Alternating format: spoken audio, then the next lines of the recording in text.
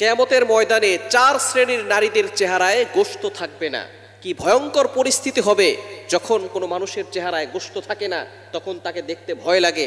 তার চেহারাটা কতটা ভয়ঙ্কর হতে পারে হাসরের ময়দানে। এই 4 শ্রেণীর নারীদের চেহারায় আল্লাহ তাআলা গোশত রাখবেন না, তাদের চেহারাটা কতটা ভয়ঙ্কর হতে পারে। এই 4টি কোয়ালিটি থেকে আমাদেরকে দূরে সরে আসতে হবে। নাম্বার 1, 1 নাম্বার হচ্ছে যেই সমস্ত নারীরা গীবত করে। যারা গীবত করে তারা জঘন্যতম গুনাহের কাজ করে। আল গীবাতু আশাদ্দু মিনাজ জিনা, গীবত ইজ হার্ডার দ্যান ফর্নিকেশন। এই গীবতের গুনাহ জিনার থেকেও মারাত্মক গুনাহ। যারা এই গীবতের গুনাহ করে তারা জিনার তাওবা করা সহজ, কিন্তু গীবতের তাওবা করা সহজ নয়। এজন্য গীবতকারিনী যে সমস্ত নারীরা আছেন কিয়ামতের ময়দানে তাদের এই মুখে কোনো গোশত থাকবে না।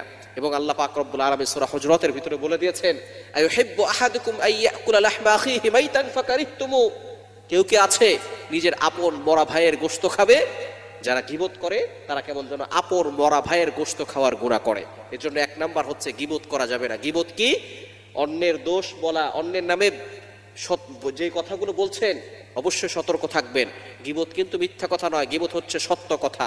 অনুপস্থিত ব্যক্তির নামে এমন কোনো কথা বলা যেই কথা তার সামনে বললে সে মনে কষ্ট পেত, এটাই হচ্ছে গীবত। 1 নাম্বার, গীবতকারীকে আল্লাহ তাআলা পছন্দ করেন না, কিয়ামতের ময়দানে তাদের চেহারায় গোশত থাকবে না। 2 নাম্বার হচ্ছে যারা হিংসা করে। মানুষের উন্নতি দেখলে সহ্য হয় না, পাশের বাসার তারা বড়লোক হয়ে যাচ্ছে, বিল্ডিং তৈরি করতেছে, তাদের চাকরিতে উন্নতি হচ্ছে, এগুলো অনেকের সহ্য হয় না। যারা হিংসা করে আল্লাহ তাআলা তাদেরকে পছন্দ করেন না।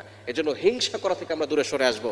হ্যাঁ, কেউ যদি বড়লোক হয় আপনি আল্লাহর কাছে দোয়া করেন, আল্লাহ তার সম্পদ বাড়িয়ে দাও, আমাকেও কিছু দান করো, এইভাবে আপনি দোয়া করতে পারেন। কিন্তু আল্লাহ তুমি তার সব শেষ করে দাও, ধ্বংস করে দাও, তার বিল্ডিং ভূমিকম্প দিয়ে কাঁপিয়ে দাও, ভূমিকম্প দিয়ে তার সব কিছু নষ্ট করে দাও, এই ধরনের বদদোয়া করা মানে হচ্ছে হিংসা করা। কখনো হিংসা করবেন না। হিংসা করে কখনো কাউকে ছোট করে দেওয়া যায় না।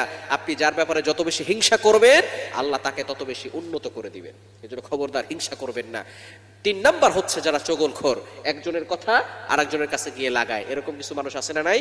একজনের কথা সুন্দর করে কথা বলে, তার সাথে কথা বলার পরে সেই কথাগুলো অন্যের কাছে গিয়ে লাগায়। নবীজি সাল্লাল্লাহু আলাইহি সাল্লাম জানিয়ে দিয়েছেন, লা ইয়াদখুলুল জান্নাতা কাত্তাত, চগলখোর কখনো জান্নাতে যাবে না।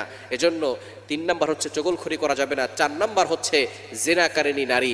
যারা জিনা করে আল্লাহ পাক রব্বুল আলামিন জিনার ব্যাপারে সতর্ক করে দিয়েছেন। কোরআন খুলেন, আল্লাহ বলছেন 15 নাম্বার পারা 4 নাম্বার পৃষ্ঠার 3-4 নাম্বার লাইন, সূরা বানী ইসরাঈলের 32 32 নম্বর আয়াতে আল্লাহ বলছেন, ওয়ালা তাকরাবুজ জিনা ইন্নাহু কানা ফাহিশা, ইউ শাল নট কমিট অ্যাডাল্ট্রি, তোমরা ব্যভিচারের কাছেও যেও না। সুতরাং জিনাকারিনী নারী যারা আছে আল্লাহ পাক রব্বুল আলামিন কিয়ামতের ময়দানে ভয়ঙ্কর শাস্তি তাদেরকে দিবেন। এই 4টি কোয়ালিটি থেকে আমাদেরকে দূরে সরে আসতে হবে। আল্লাহ তাআলা আমাদের সকলকে হেফাজত করেন।